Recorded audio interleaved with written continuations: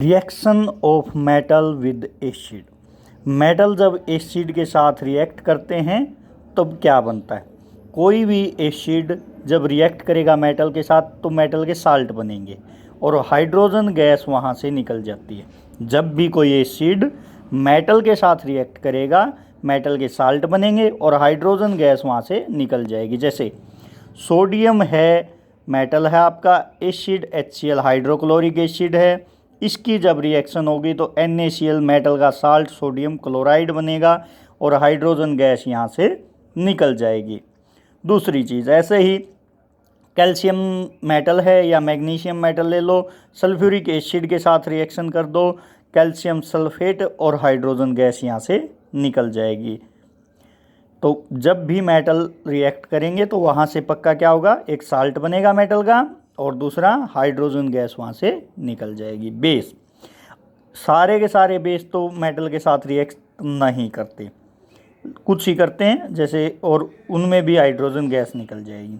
जैसे जिंक करता है, जिंक बेस के साथ सोडियम हाइड्रोक्साइड के साथ रिएक्शन करेगा, सोडियम जिंकेट एक फार्मूला बन जाएगा Na2ZnO2 यहाँ गया, बाकी बचा दो हाइड्रोजन, वो हाइड्रोजन मोलिक्यूल यानी गैस के रूप में बाहर निकल जाएगा।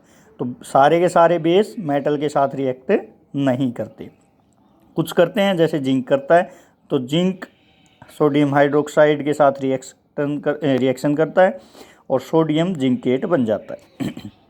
ऐसे ही reaction of acid with metal carbonate and bicarbonate.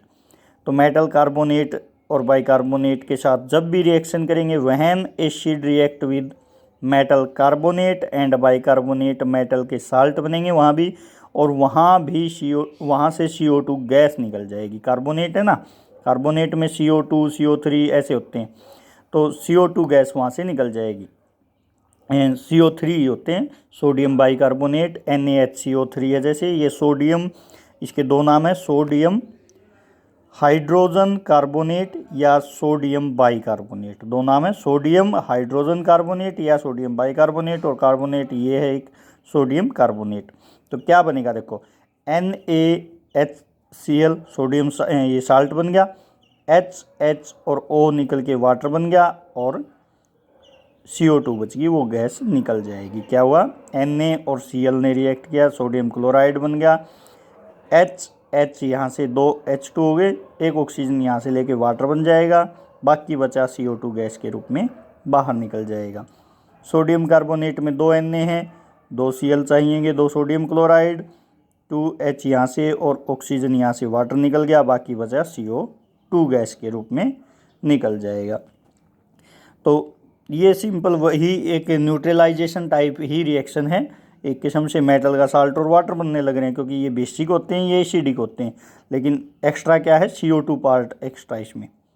Base तो है यहाँ, लेकिन बेस से एक्स्ट्रा क्या है, CO2 पार्ट एक्स्ट्रा इसमें भी, तो वो CO2 गैस के रूप में बाहर निकल जाएगा। तो जब भी एसिड के साथ मेटल कार्बोनेट की रिएक्शन होगी बाइकार्बोनेट की, तो मेटल का साल्ट और वाटर और CO2 गैस वहाँ से निकल जाएगी। बेस के साथ रिएक्शन होनी ही नहीं, क्योंकि ये खुद बेसिक नेचर के हैं, तो बेस और बेस आपस में रिएक्ट नहीं करेंगे। आगे है, वेरी सिंपल टॉपिक है, कोई रिएक्शन नहीं, सिंपल थ्योरेटिकल पार्ट है। इंडिकेटर्स क्या होते हैं? इंडिकेट करते हैं भाई, कुछ भी आपके बाइक पे भी इंडिकेटर लगे हुए कि मुझे राइट साइड में जाना है या लेफ़्ट साइड में जाना है, गाड़ी में भी इंडिकेटर लगे होते हैं। तो ऐसे ही इंडिकेटर होंगे, वो एसिडिक मीडियम है वहाँ कुछ और साइड जाके इंडिकेट करेंगे, बेसिक है उसमें कुछ और इंडिकेट करेंगे। जैसे आपने लिटमस पेपर पढ़ा है, लिटमस पेपर क्या होता है, वो ब्लू लिटमस पेपर है, एसिड है, तो वो रेड कलर दिखा देगा, तो वो ही इंडिकेशन का काम कर दिया कि भाई जैसे ही एसिडिक मीडियम आएगा तो ब्लू लिटमस पेपर है वो रेड में कलर में चेंज हो जाएगा, और अगर बेस है तो कोई रिएक्शन नहीं होगी।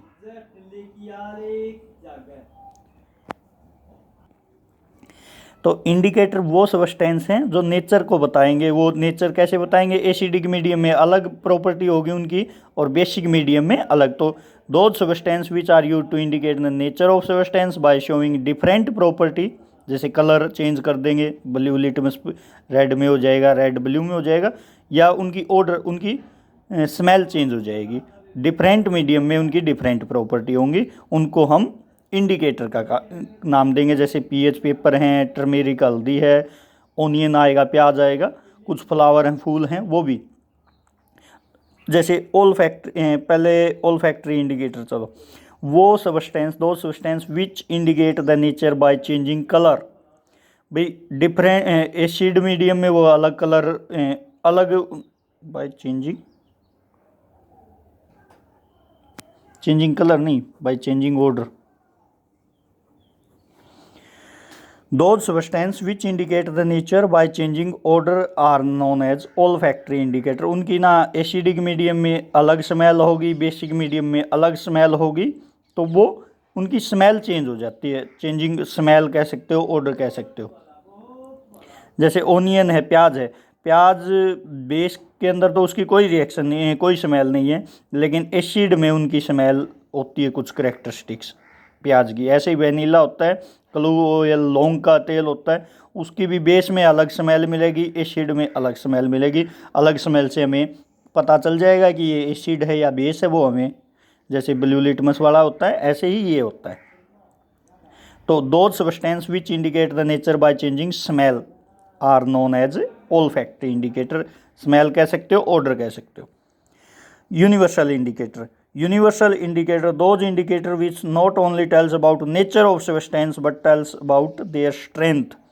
वो सिर्फ ये नहीं बताएंगे कि एसिड है या बेस, वो ये भी बताएंगे कि वो कितना एसिडिक है, हाउ मच एसिडिक, और बेसिक द सब्सटेंस, उसकी स्ट्रेंथ बता देंगे कि कितना एसिडिक है, वो स्ट्रॉन्ग एसिड है, वीक एसिड है, या वीक बेस है, या स्ट्रॉन्ग बेस है। तो वो उनकी स्ट्रेंथ के बारे में भी बताते हैं कि वो स्ट्रॉन्ग एसिड है या वीक एसिड है, स्ट्रॉन्ग बेस है या वीक बेस है। नेचुरल इंडिकेटर्स, कुछ सब्सटेंस हैं जो नेचुरल सब्सटेंस हैं, वो डिफरेंट प्रॉपर्टी दिखाते हैं, जैसे कलर दिखाएंगे डिफरेंट मीडियम में, are known as natural indicator. जैसे लिटमस पेपर है आपका, क्या करता है ये, एसिड में तो रेड कलर शो करता है और बेस में ब्लू कलर शो करता है। ब्लू लिटमस पेपर को एसिड रेड में कन्वर्ट कर देते हैं, और रेड पेपर को बेस ब्लू में चेंज कर देते हैं।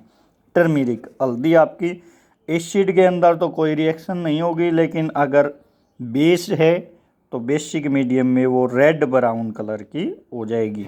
जो आपकी हल्दी है वो एसिड में उसमें कोई चेंज नहीं आएगा, लेकिन बेस है कहीं तो वो रेड ब्राउन कलर की हो जाएगी। कुछ ऑयल, कुछ फ्लावर भी ऐसे ही हैं, जैसे फ्लावर हाइड्रोजिना का एक फ्लावर होता है, वो फूल भी अलग, उसमें अलग शो करेगा। एसिड है तो उसमें अलग कलर शो कर देगा, बेस है तो कुछ अलग कलर शो कर देगा। सिंथेटिक इंडिकेटर, सिंथेटिक होते हैं जो हमने बनाए हैं लैब में वगैरह में, मैन मेड इंडिकेटर हैं, हमने बनाए हैं। जो कुछ केमिकल्स हैं, जैसे फिनोफ्थलीन होता है, इसका नाम फिनोफ्थलीन है, फिनोल्फथेलिन नहीं, फिनोफ्थेलिन, पीएच यहाँ बीच में जो है वो साइलेंट है, तो फिनोफ्थलीन। मिथाइल ऑरेंज है। फिनोफ्थलीन एसिडिक मीडियम में तो ये क्या करता है, कलरलेस होता है, और बेसिक मीडियम में इसका पिंक कलर हो जाता है। नोट कर लेना, फिनोफ्थलीन है एसिडिक मीडियम में कलरलेस रहता है, उसका कोई कलर नहीं आता, लेकिन बेसिक मीडियम में उसका कलर पिंक हो जाता है।